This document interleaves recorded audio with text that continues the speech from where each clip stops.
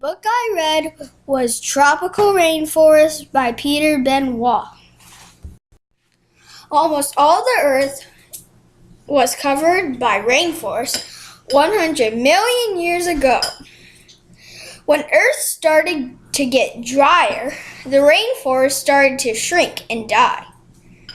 Some people burned down the rainforest trees for farming and cropping. Did you know closely packed tree tops is called a canopy? There are many plants that are used for medicines in the rainforest. Many scientists believe there are many undiscovered rainforest species. There are many different animals that live in the rainforest, such as gorillas, a poisonous dirt frog, birds, and bugs.